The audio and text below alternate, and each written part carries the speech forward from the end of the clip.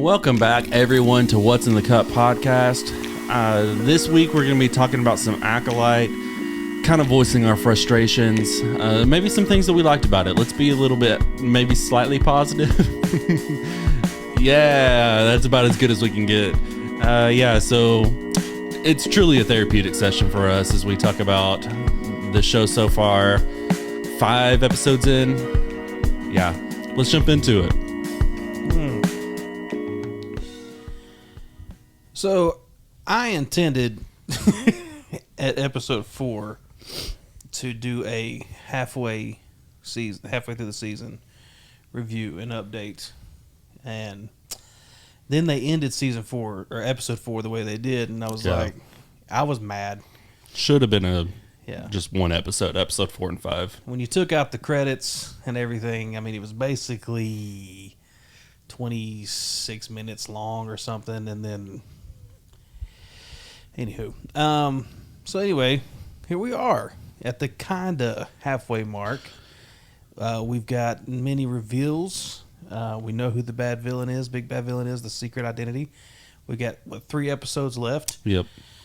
I believe last week during the podcast I said that episode 5 was going to save the season. And I will say this.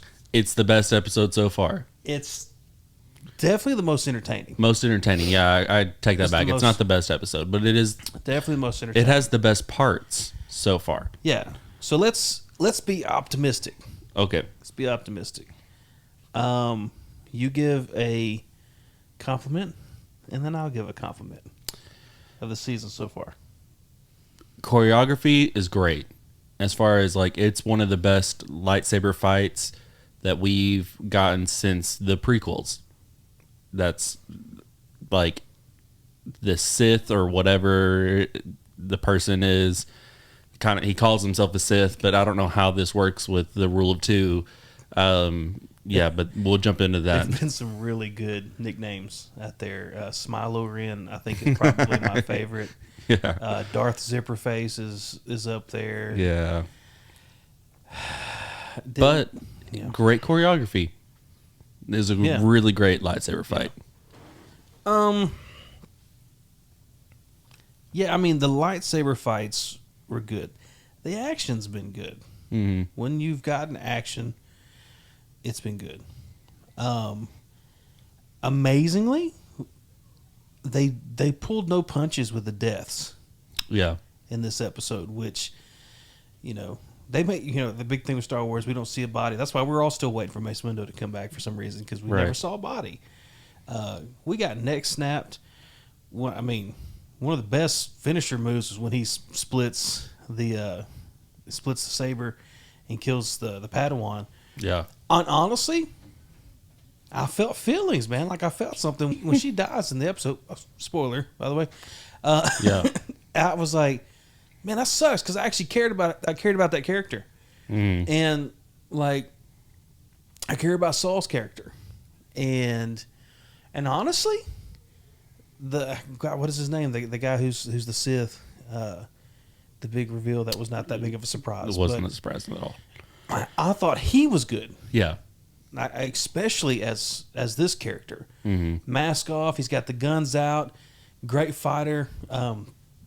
Some of the choreography was a little cheesy. I see people saying that this is the best lightsaber fight since, episode 1, Duel of the Fates, which I think it's really good choreography. Not better than Anakin versus Obi-Wan in episode 3. No. But it is the best that we've gotten since then, I would say. Sure, yeah. It's better than anything that we got out post in the sequel trilogy, for sure. I mean, there were still moments, if you go back and watch that thing, especially watch it on silent and watch it some of the still clips. You do it many times, have multiple guys just swinging lightsabers in the air. Right. And that, I've seen different people talk about too, when you see if you were actually see an actual fight, with weapons, and you got that many guys running at a dude, they're all going to pursue at the same time. And I know this guy's very powerful in the Force, and he did the Force push and stuff, but that many trained Jedi Knights coming at you, there was going to be opportunity to get stabbed, opportunity to get your head cut off. That was all there. Some of the stuff they did do, though, with the helmet. Yord or whatever his name. Yeah. Like, the best character development for him in this entire season up to this point, the best development that we got was the fact that he was smart enough to pick up the helmet and try to use it as a weapon. Yeah. He tried to dodgeball it. I was like, because I've kind of thought this dude's kind of an idiot the whole time. Until that moment, I was like, that's a Jedi Knight. That is a trained Jedi Knight who knows what he's doing. So I thought that, again, I'm with you. The choreography was good. The action has been good when there's been action. The big glaring problem is the story. Right. The story's terrible, and I know there's a lot that can happen in these last 3 episodes, because I think there's still a big plot twist coming at some point. Yeah, I mean, it's the plot twist of, because they've already pretty much given it to us at this point. It's like the plot twist of like what actually happened that night, where with OSHA and like how the fire actually set and all that stuff. But even with that, because they've hinted it out, it's like we know it's not real. Like, we're expecting a plot twist, and if you're expecting something so heavily, it kind of takes away some of like the anticipation for it. Yeah, you're like, okay, I know this is coming, but at this point, I don't really care about it anymore. Sure. It's one of those shows that I've definitely felt like it's a chore to watch, and I haven't felt that way about a Star Wars show really heavily in a while. So you're having to think a lot, and not in a good way. Not in a good way. It's not like Inception having to think a lot. You're having to think a lot because you're having to explain to yourself, to stop yourself from getting irritated. You have to go, well, maybe this technically isn't a plot hole. Yeah. Or they technically didn't go against canon here with Candy Lundy being there. You have to do, like, maybe he's not actually Sith. He's just saying he's a Sith, and we're going to find out, oh, that's not really Sith. It's still a lightsaber. You still killed 14 Jedi. You know, like, and then they just there's so many different things about that whole scene that was really cool. But then how it ends is just so frustrating. Mm-hmm. I mean, just from like, we see in Order 66 when Yoda senses all the Jedi get turned on. We see Ahsoka feel it. You know, like, they sense that Yoda's around right now. This is only 80... I can't get over the fact you said Yoda sensed all the Jedis get turned on. Oh, well, you know what I mean. I was trying to let it go, but I couldn't. Yeah, my bad. When the clones start killing them, something in the Force are fuel. That's messed up. Yeah, leaving it in. But I mean, Yoda senses that. Oh, Ahsoka senses that. Yeah. You know, like, so you're telling me that there's no Master Jedi in the Council? I mean, this is only 80 years before this, so Yoda's there. You're telling me he wouldn't sense like this slaughter that just took more than place? 80 years before. Well, I think like that. I think it's 80 years before Yavin. I think is what. So I mean, maybe I think that's what it is. Again, it's so, when the product's good, the fans want to dive into it, and they want to like pick it apart in a good way. Right. Right now, they're having to pick it apart just to try to defend it, to try to, you know. They said, like, I saw somewhere where they said the viewership between episodes 4 and episode 5 was down like 60%. I mean, again, I go back to a few weeks ago. This is a business. Like, at some point, right, what are we doing? And like the writer and director has made comments about how she wants to do some stuff in the Old Republic. Don't touch the Old Republic. Right. Not right now. Like, this is just a terrible, terrible story. And I don't know how it got past Filoni, outside of the fact that maybe this was done before he took that position, or maybe he did veto it and they just went too late. I don't know I don't know what to do with that. I'm not excited for these last 3 episodes. Yeah. I really am disappointed. It makes me so sad. I rooted for this. I was so excited about this. Like, you know, I remember us talking about, you know, before this, that, hey, maybe this is where we're going to get, you know, maybe we'll get some Plagueis references, or we might get Plagueis. You know, it could work. They could probably make that work. I mean, we were literally trying to make excuses to how can we make Plagueis work in this. Right. Now we're making excuses. How can we figure out a way that Ki-Adi-Mundi doesn't find out about any of this. Right. And then one like two last little nitpicks for me that it's just simple. I mean, Star Wars lore. They left all the bodies there. This is a dog pile of Jedi Knights. Free lightsabers. Left the lightsabers. They left the bodies. I know the dude's flying around with the freaking roly-polies off the trees. Like, I get it. Yeah. But you're still, like, nothing? No Right. walkie-talkie? Nothing? Like, what? I don't understand what's happening there. But then the whole thing with the twins, she cuts her hair. It just happens to fall exactly the way her sister's is. She's also got a tattoo. There's no burn marks either. Yeah, in no, her like, hair. she's also got Oh, a my tattoo God. on her forehead. Right. And, you know, Saul comes by and is like, let's go. We're like, yeah, and they just get on the ship together. I'm like, you didn't Jedis can also read people's sense- mind. Like, he literally says, like, he fights the Sith and goes, I sense something familiar about you. Like, he senses, and this is an older Jedi master. Right. He didn't sense this was a different person. He didn't notice the tattoo on her forehead. He didn't smell the burning hair. Like, it's just little things like that where, like, again, I think it's John Campea that says Star Wars has their own set of rules. You know, explosions in space is a Star Wars rule. You know, sound in space is a Star Wars rule. So, like, we ignore those stuff because that's been established in lore. Right. This show is not playing they're not playing by the set up Star Wars rules. And they're just ignoring small details, and then they're ignoring big details. And it's just, I don't know, man. This is tough. I don't know. I'm probably going to end up watching it just because at this point it's like kind of watching a car wreck. I just want to see what blows up next now. Mm-hmm. I'm not actively rooting against it. I want it to be good. And that's something to be said because, yeah, there's reports of like review bombing that happened with this show before it even before it even released. It was already like had a 14 on Rotten Tomatoes for audience score.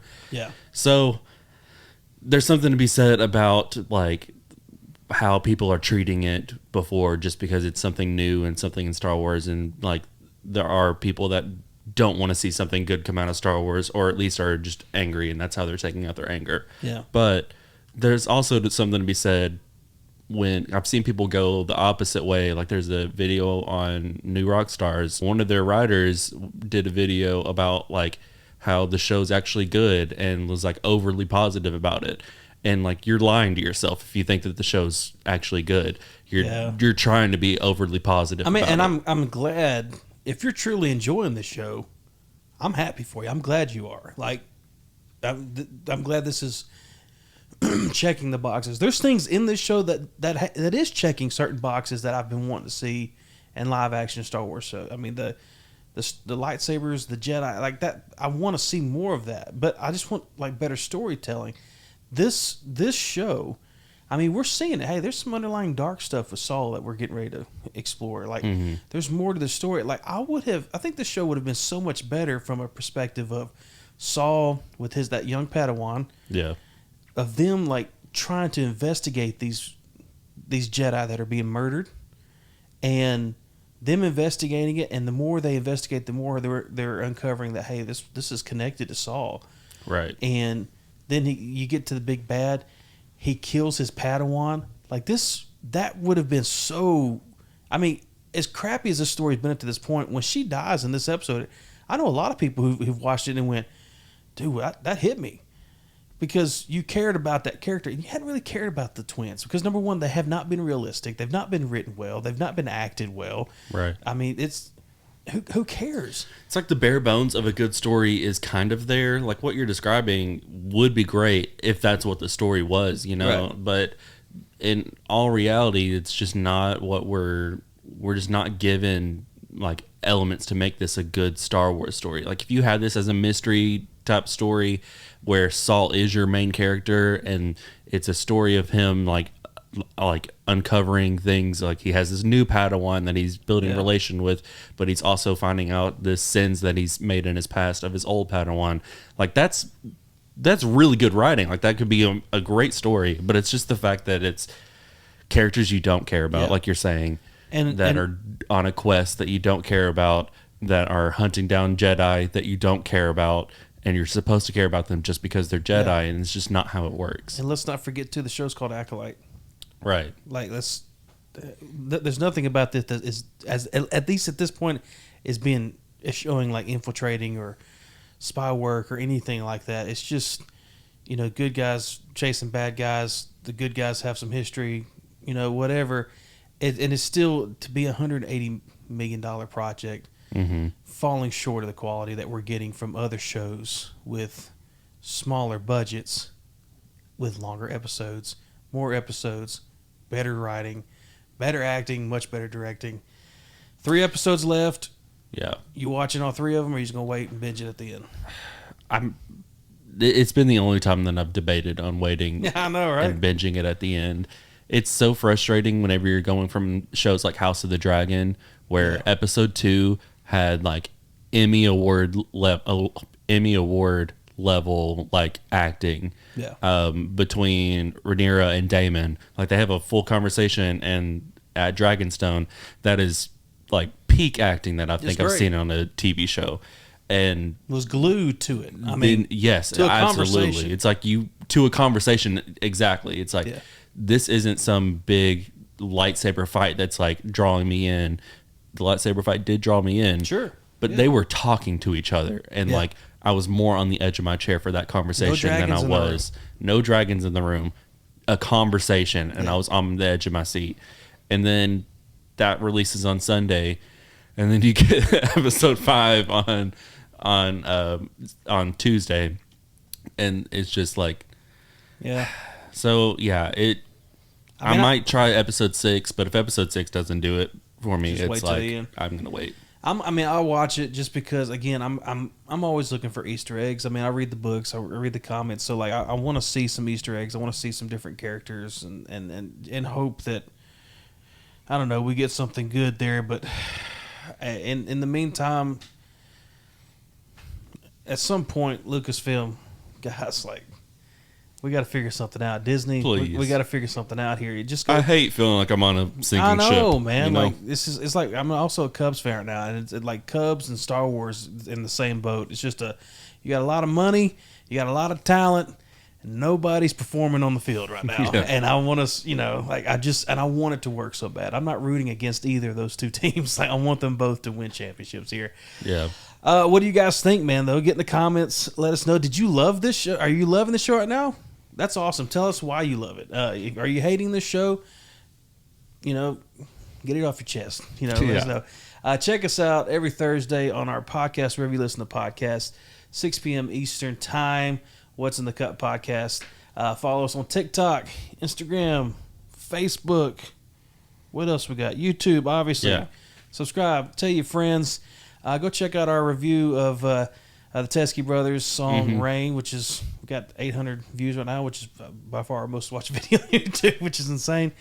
Hey, Dr. J, love you, big dog. Love you, big dog. And we love you guys. Thank you for taking time to listen to us gripe about Star Wars again. There it is. That reminds me, there's tacos downstairs. I'm out.